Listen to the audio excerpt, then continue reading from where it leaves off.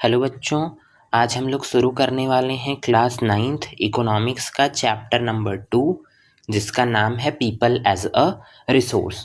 तो इसके पहले हमने चैप्टर 1 को बहुत ही अच्छे से लाइन बाय लाइन कवर कर लिया है और उसमें हमने पढ़ा था ऑर्गेनाइजेशन ऑफ प्रोडक्शन कैसा है। हमने इकोनॉमिक्स को बेसिक तरीके से समझा था। पालमपुर की स्टोरी देखी थी, उसमें फैक्टर्स ऑफ प्रोडक्शन देखे थे, लैंड, लेबर, कैपिटल के बारे में पढ़ा था और कैसे इकोनॉमिक एक्टिविटीज़ रन करती हैं उनके बारे में हमने पढ़ा था। मतलब किसी चीज़ का प्रोडक्शन किया जाता था उस चैप्टर में, ठीक, और उस प्रोडक्शन से जो सरप्लस होता था उसको सेल किया जाता था। मतलब अपनी स्किल्स का यूज़ करके उससे कुछ न कुछ प्रॉफिट कमाया जाता था। अब हम इस चैप्टर में people as a resource start करने वाले हैं। मतलब हम लोग क्या करेंगे, लोगों को एज अ रिसोर्स देखेंगे। रिसोर्स क्या होता है? कोई भी चीज़ जो हमारे लिए यूज़फुल है वो रिसोर्स होती है, ठीक है। Anything which fulfil our requirement, which fulfills our need is known as resource. अब वो चाहे कोई भी चीज़ हो, अगर हमारी रिक्वायरमेंट्स को पूरी कर रही है तो वो रिसोर्स है, ठीक है। और रिसोर्स में 3 कंडीशन हैं। एक तो कल्चरली एक्सेप्टेबल होनी चाहिए, उसके बाद इकोनॉमिकली फीजिबल होनी चाहिए और साथ साथ कल्चरली एक्सेप्टेबल होनी चाहिए, ठीक। मतलब कल्चर हमारा उस चीज़ को एक्सेप्ट कर रहा हो, इकोनॉमिकली फीजिबल होनी चाहिए, मतलब हम उतने पैसे में उसको एसेस कर सकें। पता चला हमको नमक चाहिए और नमक मिल रहा है 1 लाख रुपए किलो, तो हम उसको एसेस नहीं कर पाएंगे, कॉमन पीपल उसको एसेस नहीं कर पाएंगे। इस वजह से इकोनॉमिकली फीजिबल होनी चाहिए और उस रिसोर्स को हम टेक्नोलॉजी की मदद से एसेस कर सकें, टेक्नोलॉजिकली एसेसिबल भी होनी चाहिए। कोई भी चीज़ अगर हमारी रिक्वायरमेंट को फुलफिल कर रहा है तो वो रिसोर्स है। अब यहाँ पे इस चैप्टर में हम देखेंगे कि लोग हमारी रिक्वायरमेंट को फुलफिल कर रहे हैं, तो लोग भी हमारे लिए रिसोर्स हैं, हम भी किसी न किसी के लिए रिसोर्स हैं। और रिसोर्स कैसे बनती है, हम इसके बारे में इस चैप्टर में बात करने वाले हैं। लोग कैसे रिसोर्स के तौर पे एक्ट करते हैं। कोई अगर आपकी नीड्स को फुलफिल कर रहा है तो वो रिसोर्स है। फॉर एग्जांपल आपकी मदर आपकी नीड्स को फुलफिल कर रही हैं, आपकी ज़रूरतों को पूरा कर रही हैं, तो वो आपके लिए रिसोर्स हैं।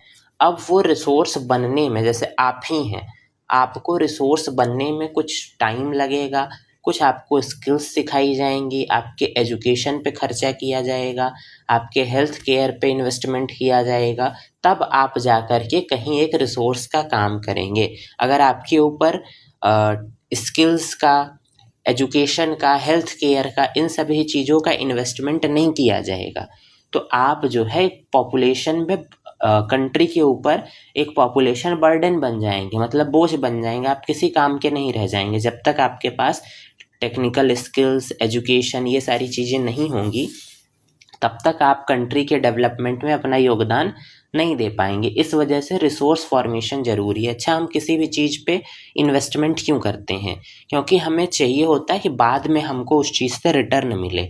हम किसी चीज़ में इन्वेस्टमेंट करते हैं, फॉर एग्जांपल हम शेयर मार्केट में ही कुछ इन्वेस्टमेंट करते हैं, तो क्यों करते हैं कि बाद में हमको कुछ रिटर्न मिलेगा। हम गोल्ड खरीद के रखते हैं कि बाद में उसके प्राइसेस बढ़ेंगे तो हमको कुछ ज़्यादा रिटर्न मिलेगा। उसी तरीके से हम लोग लोगों के ऊपर इन्वेस्ट करते हैं। सबसे पहले अभी आपके ऊपर आपके पेरेंट्स क्या कर रहे हैं, पैसे खर्च कर रहे हैं। क्यों? क्योंकि आपकी एजुकेशन हो जाए, आप अगर बीमार होते हो तो आपका इलाज करवाते हैं और आपको स्कूल भेजते हैं, बुक्स मिलती है आपको पढ़ाई करने के लिए, जो भी सुविधाएं चाहिए आपको मिलती है, आपके ऊपर पैसा खर्च किया जा रहा है। क्यों?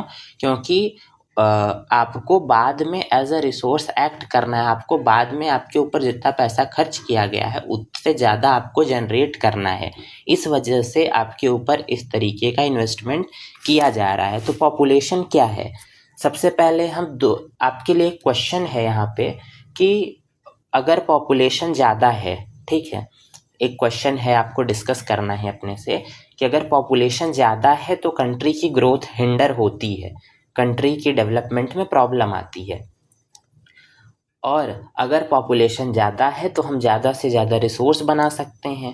तो आपके हिसाब से पॉपुलेशन ज़्यादा होनी चाहिए या फिर कम होनी चाहिए, आप इसको डिस्कस करेंगे।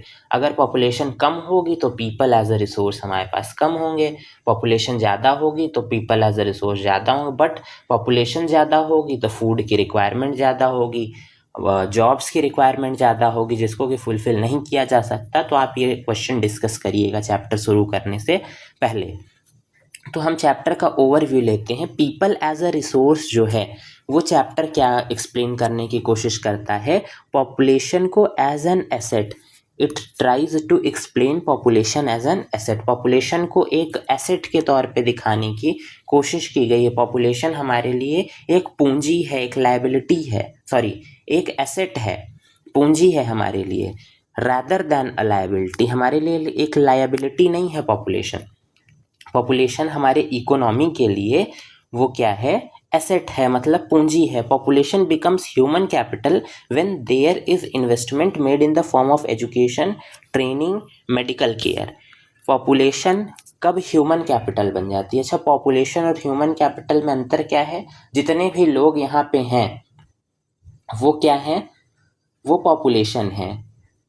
और जितने भी पॉपुलेशन के ऊपर इन्वेस्टमेंट की गई है, जिनके पास कुछ टेक्निकल नॉलेज है, कुछ एजुकेशन है, वो सब क्या है? ह्यूमन कैपिटल हैं। तो पॉपुलेशन कब ह्यूमन कैपिटल बनती है? जब उनके ऊपर इन्वेस्टमेंट किया जाए। याद रखिएगा, पॉपुलेशन कब ह्यूमन कैपिटल बनती है? जब उनके ऊपर इन्वेस्टमेंट किया जाए, तब पॉपुलेशन क्या बनती है? वो ह्यूमन कैपिटल बन जाती है। किस तरीके का इन्वेस्टमेंट? एजुकेशन दी जाए उनको, ट्रेनिंग दी जाए, मेडिकल केयर दिया जाए। और ह्यूमन कैपिटल जो है वो क्या है? एक स्टॉक ऑफ स्किल है and productive knowledge embodied in them. Human capital क्या है? Human capital is the stock of skill. लोगों के अंदर स्किल का स्टॉक अगर भर दिया जाए, मतलब ढेर सारी स्किल्स लोगों के अंदर डाल दी जाएं और प्रोडक्टिव नॉलेज उनके अंदर डाल दी जाए, तब क्या होगा? वो पॉपुलेशन क्या बन जाती है? वो पॉपुलेशन ह्यूमन कैपिटल बन जाती है। पॉपुलेशन ज़्यादा होने से प्रॉब्लम हो सकती है, बट ह्यूमन कैपिटल ज़्यादा होने से हमारे पास कोई प्रॉब्लम नहीं हुई। जब आपके पास एजुकेशन रहेगा, नॉलेज रहेगी, स्किल्स रहेंगे, तो आप क्या कर सकते हैं? किसी भी काम को प्रोडक्टिव बना सकते हैं। इस वजह से अब आप पॉपुलेशन नहीं रह जाएंगे, अब आप क्या बन जाएंगे? ह्यूमन कैपिटल बन जाएंगे। तो people as a resource chapter में क्या है? कंट्री की वर्किंग पॉपुलेशन को हम रेफर कर रहे हैं। People as a resource chapter में हम कंट्री की वर्किंग पॉपुलेशन, जो लोग काम कर रहे हैं, एक्चुअली वर्क कर रहे हैं, हम उनके बारे में बात करेंगे। कंट्री की इकोनॉमी में जो हेल्पफुल हो रहे हैं, सहयोग कर रहे हैं, उनके बारे में हम बात करेंगे in terms of their existing productive skills and abilities. उनकी जो एग्जिस्टिंग प्रोडक्टिव स्किल्स हैं, एबिलिटीज़ हैं, कोई भी चीज़ का वो प्रोडक्शन किस स्किल के साथ कर सकते हैं, किस क्षमता के साथ, किस एबिलिटी के साथ कर सकते हैं, उसके बारे में हम देखेंगे। तो पॉपुलेशन को हम इस चैप्टर में प्रोडक्टिव एस्पेक्ट से देखेंगे, जिससे कि ग्रॉस नेशनल प्रोडक्ट GNP में वो कंट्रीब्यूशन करने की एबिलिटी है उनके अंदर कि नहीं। क्या वो अपनी स्किल, अपने नॉलेज, अपने प्रोडक्टिव नॉलेज का यूज़ करके वो क्या कंट्री के डेवलपमेंट में योगदान दे रहे हैं, क्या कुछ वो काम कर रहे हैं। तो अगर काम कर रहे हैं, वो वर्किंग पॉपुलेशन है और उनके काम से कुछ इकोनॉमी जनरेट होती है जो कि कंट्री के ग्रॉस नेशनल प्रोडक्ट में कंट्रीब्यूट करेगी, तब हम उनको क्या मानेंगे? रिसोर्स के तौर पे मानेंगे। फॉर एग्जांपल, एक अगर पर्सन कोई काम कर रहा है बाहर जा कर के, मान लीजिए कुकिंग का काम कर रहा है, खाना बनाने का काम कर रहा है, किसी दूसरे के घर जा रहा है, खाना बना रहा है, उस खाने को बनाने के लिए उसको कुछ पेमेंट मिल रही है, 1000 रुपये, 2000, 5000, जो भी मिल रहा है। लेकिन वहीं पे एक फीमेल है, फॉर एग्जांपल आपकी मदर है, वो अपने घर पे काम कर रही हैं, वो आपके लिए खाना बना रही हैं, बट क्या उस खाना बनाने के लिए उनको कुछ पेमेंट मिल रहा है? नहीं। सेम स्किल दोनों के पास है, बट एक क्या कर रहा है? हमारे कंट्री के डेवलपमेंट में, इकोनॉमी में कंट्रीब्यूट कर रहा है, बट एक वही काम करके इकोनॉमी में कोई भी कंट्रीब्यूशन नहीं दे रहा है, क्योंकि it is an unpaid job जो कि आपकी मदर कर रही हैं, और आपके फादर जो काम कर रहे हैं इन जनरल यही कंसेप्शन रहता है कि ये एक पैट्रियार्कियल सोसाइटी है, इंडिया मेल डोमिनेटेड सोसाइटी है, तो मेल बाहर जाकर के काम करेंगे, वो उसी काम के बदले उनको पैसा मिलेगा, बट फीमेल्स अगर वही काम घर पे कर रही हैं तो उनको उसके लिए पैसा नहीं मिलेगा, तो वो रिसोर्स के तौर पे एक्ट नहीं कर पा रही हैं। ठीक, तो जैसे अदर रिसोर्सेस हैं उसी तरीके से पॉपुलेशन भी एक रिसोर्स है, एक ह्यूमन रिसोर्स है। और ज़्यादा पॉपुलेशन होने का पॉजिटिव साइड क्या है, हम इसको कभी कभी नहीं देखते हैं। हम ज़्यादा पॉपुलेशन के नेगेटिव साइड को देखने की कोशिश करते हैं, क्योंकि हम जानते हैं, ऐसा मान करके बैठते हैं कि अगर पॉपुलेशन ज़्यादा होगी, जितनी ज़्यादा पॉपुलेशन होगी उतना फूड प्रोवाइड करना पड़ेगा, उतना एजुकेशन प्रोवाइड करना पड़ेगा, हेल्थ फैसिलिटीज़ की एक्सेस प्रोवाइड करनी पड़ेगी। जितनी ज़्यादा पॉपुलेशन उतना ज़्यादा हमें फूड चाहिए, सबके एजुकेशन पे खर्चा करना पड़ेगा, बीमार होंगे तो दवाइयों पे, हेल्थ पे खर्चा करना पड़ेगा। इस वजह से हम पॉपुलेशन के नेगेटिव साइड को हम ज़्यादा देखते हैं rather as compare to the positive side, क्योंकि पॉपुलेशन ज़्यादा होगी तो हमें फूड, एजुकेशन, हेल्थ, इन सभी चीज़ों के बारे में ज़्यादा ध्यान देना पड़ेगा। बट इसके पॉजिटिव साइड्स भी हैं। अगर हम ह्यूमन रिसोर्स को फर्दर डेवलप करें, जो पॉपुलेशन है उसको एजुकेशन प्रोवाइड करें, उसको हेल्थ केयर प्रोवाइड करें, ठीक, पॉपुलेशन को health care, education, skill training provide करें, तो क्या बन जाता है, वो लोग मोर एजुकेटेड एंड हेल्दी बनते हैं पॉपुलेशन, और उसको हम बोलते हैं ह्यूमन कैपिटल फॉर्मेशन। इस प्रोसेस को जब हम एजुकेशन देते हैं, हेल्थ केयर प्रोवाइड करते हैं, स्किल्स प्रोवाइड करते हैं, तो ये प्रोसेस को क्या बोला जाता है, ह्यूमन कैपिटल फॉर्मेशन, जिससे क्या होता है, कंट्री में प्रोडक्टिव पावर आ जाती है।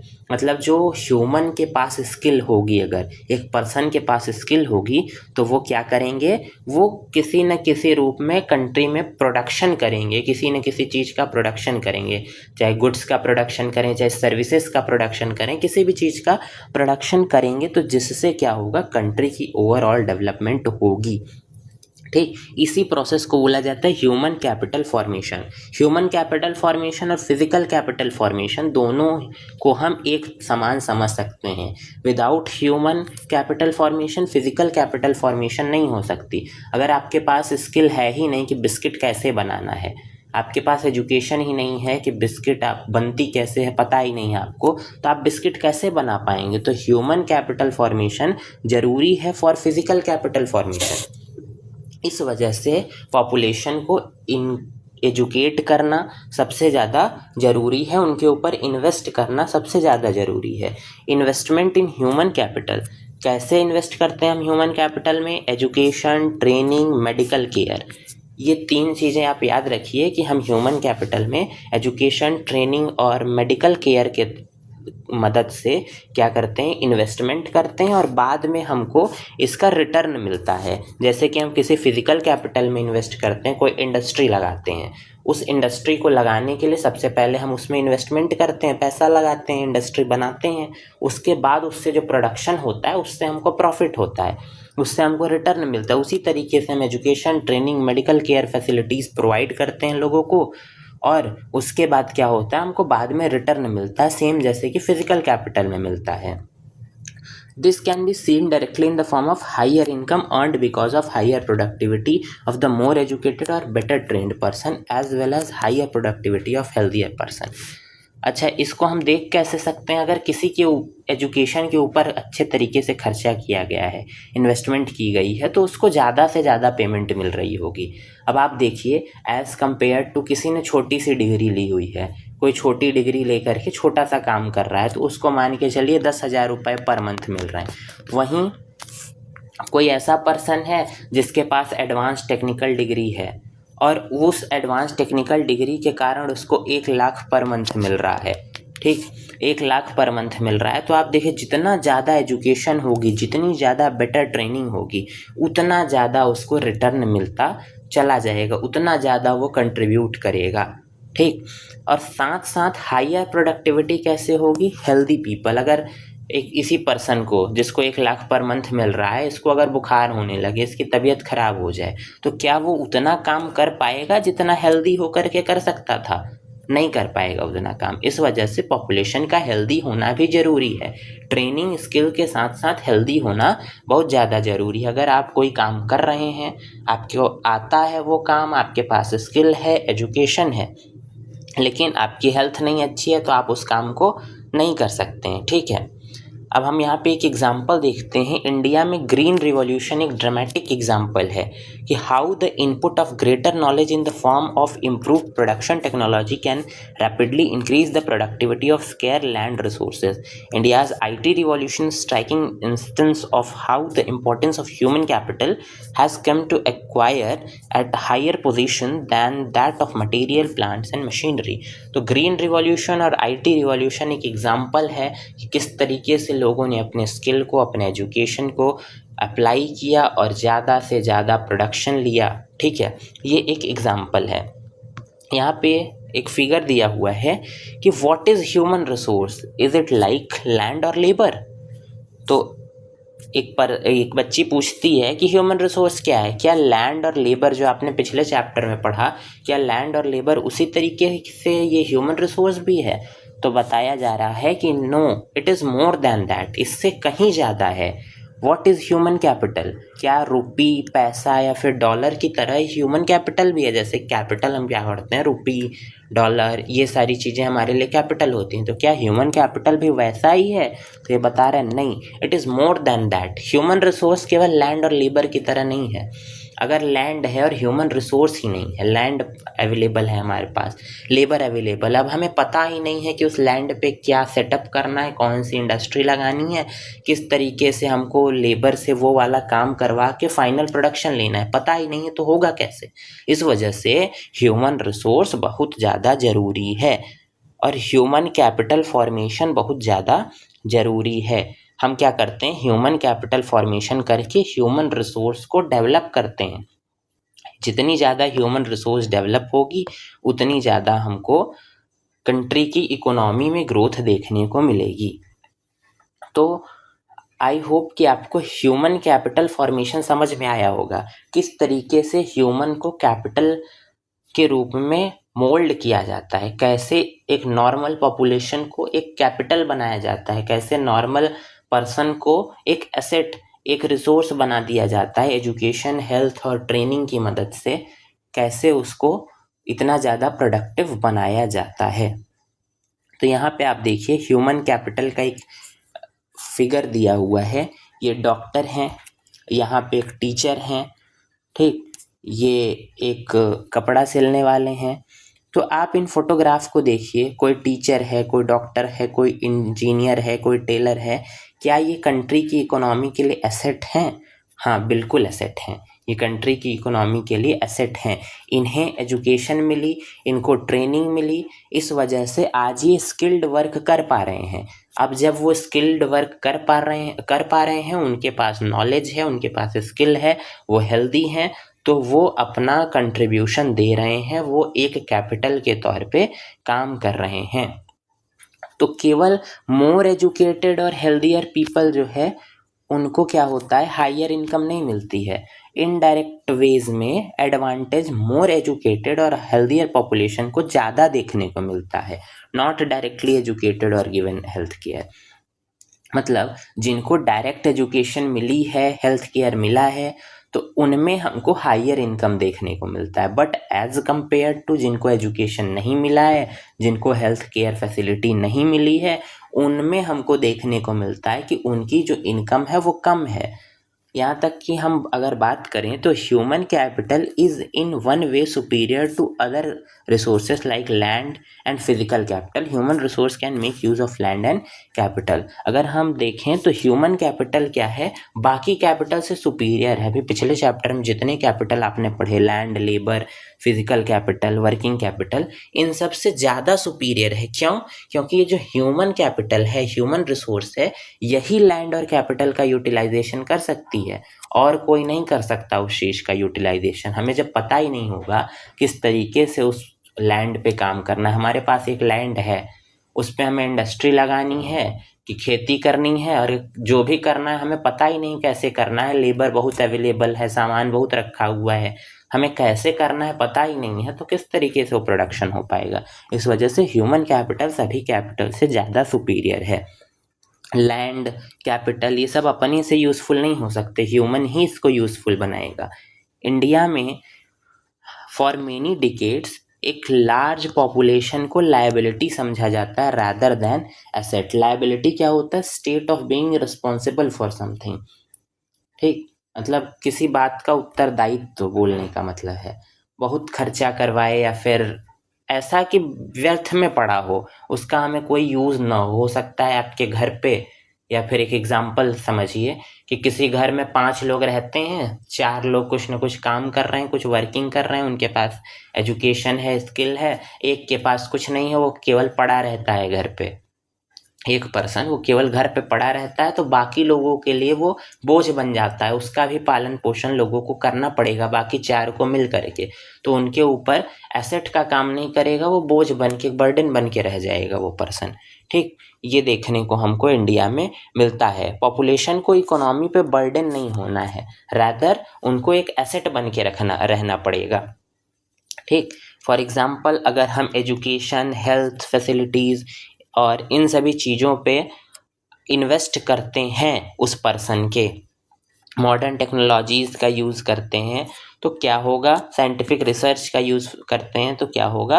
ह्यूमन कैपिटल फॉर्म होगी, जो वो बर्डन बना हुआ था वो बर्डन नहीं रह जाएगा। तो 2 एग्जाम्पल हम देखते हैं यहाँ पे, एक शकल का और एक विलास की स्टोरी देखेंगे। तो दोनों स्टोरी देखने से आपको ये समझ में आएगा कि education, health care facilities, training, skills, ये सब कितनी ज़रूरी हैं, और पॉपुलेशन को रादर दैन एक नॉर्मल पॉपुलेशन बन के रहने से अच्छा है वो कैपिटल बन जाए, वो रिसोर्स बन जाए, वो ज़्यादा बेटर है। तो 2 फ्रेंड्स हैं, एक विलास है और एक शकल है, एक ही गांव सीमापुर में रहते हैं। शकल और विलास दोनों बहुत अच्छे दोस्त हैं और वो दोनों एक ही गांव में रहते हैं। शकल लगभग 12 साल का बच्चा है, उसकी मदर जो शीला हैं वो घर के काम वाम को, घर का काम काज करती हैं। उसके फादर जो हैं, उसके पिताजी जो हैं वो बूटा चौधरी हैं, वो एग्रीकल्चरल फील्ड में काम करते हैं।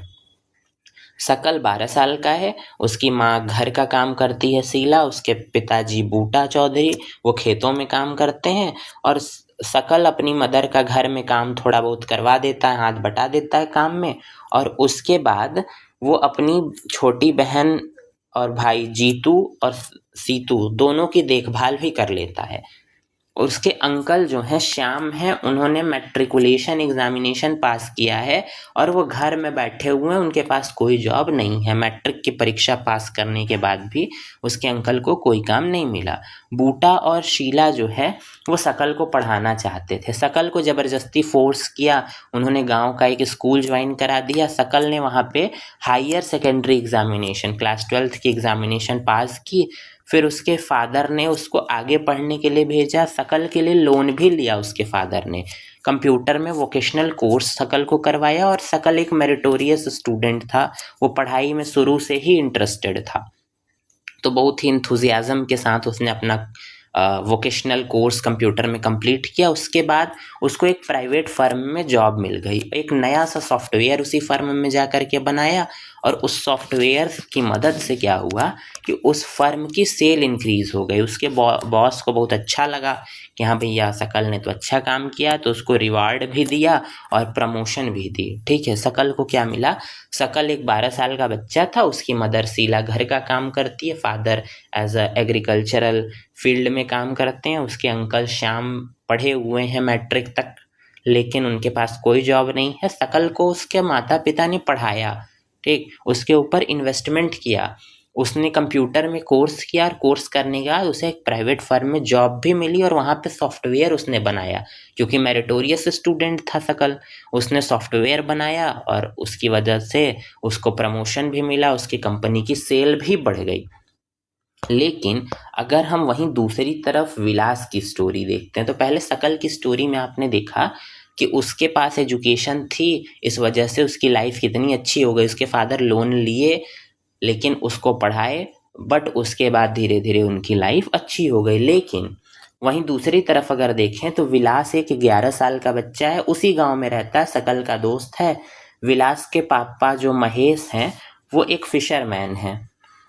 उसके फादर जो है उनकी डेथ हो गई थी जब विलास 2 साल का था। उसकी मदर गीता वो मछली बेचती हैं मार्केट में जा कर के, और लैंड ओनर के पॉन्ड से मछली खरीदती हैं और पास की मंडी में बेचती हैं। लगभग 150 रुपीज़ पर डे उनको मिल जाता है। विलास अथराइटिस का पेशेंट है, मतलब विलास की हेल्थ कंडीशन नहीं सही है, और यहाँ तक कि उसकी मदर के पास इतना पैसा नहीं है कि वो डॉक्टर को ले जा करके विलास का इलाज करवा सके। यहाँ तक कि विलास स्कूल भी नहीं जाता है और उसको पढ़ाई में इंटरेस्ट भी नहीं है। अपनी मदर का कुकिंग में ध्यान हाथ बटाता है, अपने छोटे भाई मोहन का ध्यान रखता है। कुछ टाइम के बाद उसकी मदर बीमार हो गई और उसकी मदर का ध्यान रखने वाला कोई नहीं था। इस वजह से विलास को अपनी फैमिली को सपोर्ट करने के लिए मछली बेचनी पड़ी, वही काम करना पड़ा जो उसकी मदर कर रही थी, और बहुत ही छोटा मियाग्रे इनकम उसको होने लगा। तो आप विलास क्या है, एक छोटा सा 11 साल का बच्चा है, उसके पिताजी नहीं हैं, उसकी मदर मछली बेच करके परिवार चला रही है। फिर अथराइटिस का पेशेंट भी हो गया है विलास। बाद में उसकी मदर की भी तबीयत खराब हो गई, तो फैमिली को सस्टेन करने के लिए उसको भी छोटा सा काम करना पड़ा, मछली बेचने का काम। तो क्या आपको दोनों स्टोरी में कुछ अंतर समझ में आया? अंतर ये समझ में आया, शकल फिजिकली स्ट्रांग था और हेल्दी था। शकल फिजिकली स्ट्रांग और हेल्दी था, वो स्कूल गया, उसको डॉक्टर के पास जाने की ज़रूरत नहीं पड़ी। विलास अथराइटिस का पेशेंट था, डॉक्टर को दिखा नहीं सकता था, और उसके फैमिली में इतना पैसा नहीं था, उसके फादर नहीं थे कि उसको पढ़ा सकें, बट शकल को पढ़ाया गया। शकल को प्रोग्रामिंग, कंप्यूटर प्रोग्रामिंग में डिग्री मिली, प्राइवेट फर्म में जॉब मिला, लेकिन विलास के पास ना अच्छी हेल्थ फैसिलिटी अवेलेबल हो पाई, ना ही उसने पढ़ाई की, एजुकेशन भी नहीं मिल पाई, और उसको वही काम करना पड़ा जो उसकी मदर कर रही थी अपनी फैमिली को सपोर्ट करने के लिए। तो शकल के केस में कुछ साल शकल को एजुकेशन मिली, और देखिए लेबर दोनों कर रहे हैं, वर्क दोनों कर रहे हैं, शकल भी वर्क कर रहा है, विलास भी वर्क कर रहा है। विलास एक अनस्किल्ड वर्क कर रहा है, मछली ला रहा है और बेच रहा है, और शकल जो है वो एक स्किल्ड वर्क कर रहा है, वो एक सॉफ्टवेयर पे काम कर रहा है, एक कंपनी प्राइवेट फर्म में काम कर रहा है। तो मतलब एजुकेशन मिलने से हुआ क्या कि जो उसके लेबर की क्वालिटी थी, लेबर दोनों कर रहे हैं, मजदूरी दोनों कर रहे हैं, बट क्वालिटी इन्हेंस हो गई।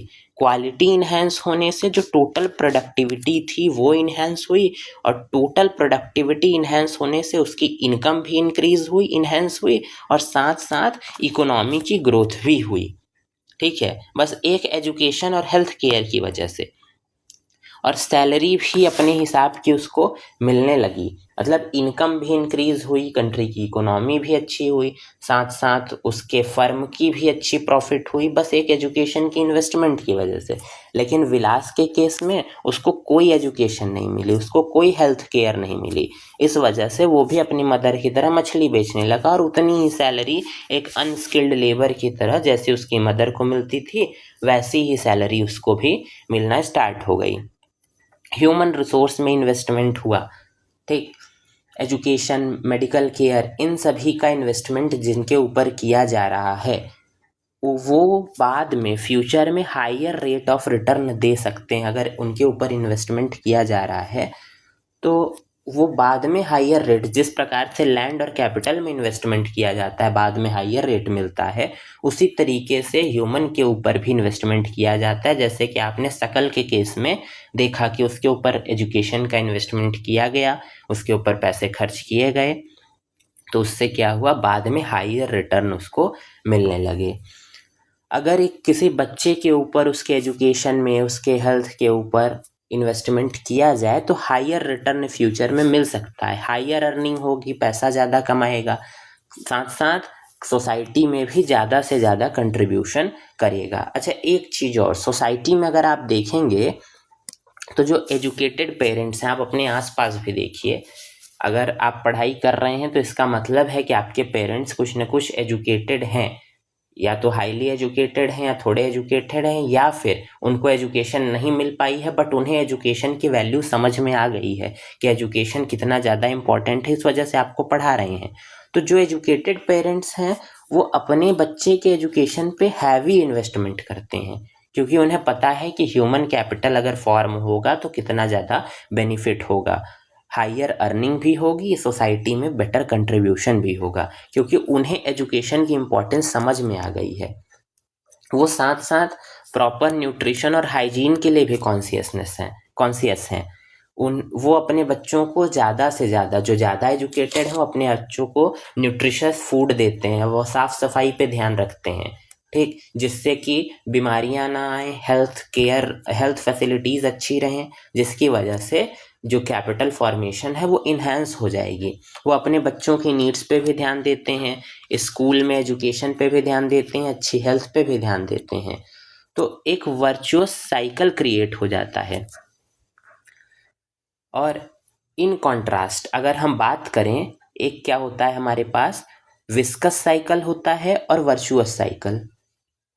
तो जब कोई अपने पेरेंट्स पे इन्वेस्टमेंट करता है, अपने बच्चों पे इन्वेस्टमेंट करता है, तो उस समय एक वर्चुअस साइकिल क्रिएट होती है, मतलब पॉवर्टी से हम बाहर चले आते हैं। विस्कस साइकिल मतलब होता है ऐसी कुछ एक्टिविटीज़ या ऐसी कुछ घटनाएं, मतलब जो कि बेटर करती हैं उस चीज़ को, किसी चीज़ को बेटर करती हैं। बट विस्कस साइकिल सीधे यहाँ पे अपोजिट होता है, मतलब जो कि नेगेटिव चीज़ों को बढ़ावा देती हैं, मतलब बार बार हमारी कंडीशन को ख़राब करें। तो disadvantages parents viscous cycle create करते हैं। दोनों चीज़ों को याद रखिएगा, एक है वर्चुअस साइकिल और एक है विस्कस साइकिल। जो एडवांटेज्ड पेरेंट्स होते हैं, एजुकेटेड पेरेंट्स होते हैं, वो वर्चुअस साइकिल क्रिएट करते हैं, जिससे क्या हो, बेहतर परिणाम हमको मिल सकें उस चीज़ के लिए। बट डिसएडवांटेज पेरेंट खुद ही अनएजुकेटेड हैं, हाइजीन की भी कमी है, अपने चिल्ड्रन को, अपने बच्चों को उसी डिसएडवांटेज स्टेट में रखते हैं, जिससे कि लगातार उनकी कंडीशन ख़राब होती जाती है, वो उसी पॉवर्टी में फंसे रह जाते हैं। जैसे कि आप देखिए, किसी पर्सन का माइंडसेट ऐसा है कि वो अपने बच्चों को, मान लीजिए वो एजुकेटेड, कम ही एजुकेटेड है, बट अपने बच्चों को पढ़ा रहा है, तो ये एक वर्चुअस साइकिल क्रिएट हो रही है, मतलब खुद को और बेटर बनाने का, बेहतर परिणाम हमको मिल सकते हैं उससे। बट कोई ऐसा पर्सन है, खुद ही लेबर का काम कर रहा है और साथ साथ बच्चे को पढ़ाने की जगह वो अपने बच्चे से भी वही लेबर का काम करवा रहा है, तो ये इस वजह से वो एक दुष्चक्र, नकारात्मक चक्र में वो फंसता चला जाता है। उसके बाद जापान जैसी कंट्रीज अपने ह्यूमन रिसोर्स पे बहुत ज़्यादा इन्वेस्टमेंट करती हैं। उनके पास कुछ खास नेचुरल रिसोर्स नहीं है, बट नेचुरल रिसोर्स न होने के बावजूद भी ये कंट्रीज़ बहुत ज़्यादा डेवलप हैं, रिच हैं। क्यों वो रिच बनी हैं? क्योंकि उन्होंने अपने लोगों के ऊपर इन्वेस्ट किया है, स्पेशली एजुकेशन और हेल्थ पे इन्वेस्टमेंट किया है, और लोगों की स्किल पे काम किया, उनको स्किल्ड बनाया है, जिससे क्या है, वो लोग बाकी चीज़ों का यूटिलाइजेशन बहुत ही इफ़िशियंट तरीके से कर पा रहे हैं, बहुत ही इफ़ेक्टिव तरीके से कर पा रहे हैं। इफ़िशियंसी है उनके काम में, साथ साथ टेक्नोलॉजी भी है, जिससे कि वो कंट्रीज़ रिच और डेवलप। उतनी ज़्यादा उनके पास नेचुरल रिसोर्स नहीं है कि नेचुरल रिसोर्स पे हैवीली डिपेंडेंट हो जाएं, लेकिन उन्होंने क्या किया है, अपने ह्यूमन रिसोर्स के ऊपर बहुत ज़्यादा काम करने की कोशिश की है, जिससे कि उनका ओवरऑल जो वेल्थ है वो इन्हेंस हो गया है। ठीक है, अब economic activities by men and women को हम नेक्स्ट पार्ट में स्टार्ट करेंगे। वैसे भी वीडियो अगर लंबी हो जाती है तो आपको भी थोड़ा सा बोरिंग फील होता होगा। तो अभी तक हमने क्या पढ़ा? हमने देखा कि एजुकेशन और हेल्थ केयर की इन्वेस्टमेंट, स्किल की इन्वेस्टमेंट करके ह्यूमन कैपिटल फॉर्मेशन होता है। शकल और विलास की स्टोरी हमने पढ़ी, और फिर हमने देखा किस तरीके से जो एजुकेटेड पेरेंट्स होते हैं वर्चुअस साइकिल क्रिएट करते हैं, और नॉन एजुकेटेड पेरेंट्स जो होते हैं वो विस्कस साइकिल क्रिएट करते हैं, डिसएडवांटेज्ड पेरेंट्स जो हैं। और किस तरीके से जापान जैसी कंट्रीज डेवलप हैं, क्यों? ह्यूमन रिसोर्स की वजह से ही डेवलप हैं।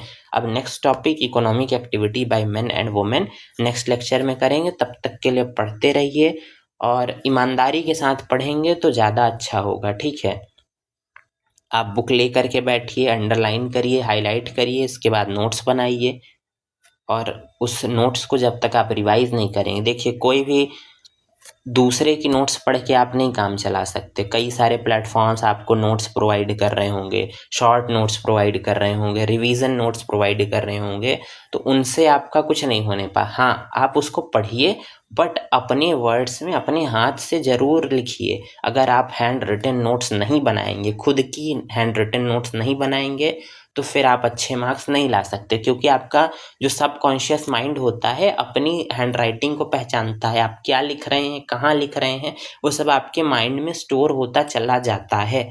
और रिवीजन करेंगे तो वो डबल बेनिफिट आपको ऐड करेगा। और आप पता चला केवल बुक पढ़ के काम चलाना चाह रहे हैं या किसी इंस्टीट्यूट की नोट्स से काम चलाना चाह रहे हैं, क्वेश्चन से काम चलाना चाह रहे हैं, तो नहीं होगा। जब तक आप खुद नहीं करेंगे नहीं होगा। केवल वीडियो देख लेने से, यहाँ पे भी आप क्लास में आ करके वीडियो देख लिए, तो इस वीडियो को देखने से कुछ नहीं होगा। जब तक आप दोबारा रिवीजन नहीं करेंगे, दोबारा खुद से नहीं पढ़ेंगे, कुछ नहीं होने वाला। कोई कितना भी वीडियो दिखा दे, कितना भी अच्छे तरीके से बता दे, समझा दे, जब तक आप रिवाइज नहीं करेंगे आपको वो चीज़ आएगी ही नहीं। आप एक बार पढ़िए, उसके बाद ज़रूर से रिवाइज करिए। कम से कम 2 से 3 बार रिवीजन नहीं करेंगे तो नहीं आएगा। चाहे कितना भी 1 शॉट बना दिया जाए, चाहे 2 शॉट बना दिया जाए, आपको समझ में नहीं आएगा। तो इस बात का ज़रूर से ध्यान रखिए। खुद से आप सेल्फ स्टडी जितनी भी करेंगे, जितना ज़्यादा करेंगे, वैसे आप चैप्टर को खुद पढ़ सकते हैं, बट थोड़ी सी अभी प्रॉब्लम आती है, इस वजह से आपको यहाँ एक्सप्लेन किया जा रहा है। आप एक्सप्लेनेशन देखिए, सुनिए, समझिए, बट पढ़िए अपने से, क्योंकि जब तक आप सेल्फ स्टडी नहीं करेंगे कुछ नहीं हो सकता आपका। चलिए मिलते हैं अगले वीडियो में।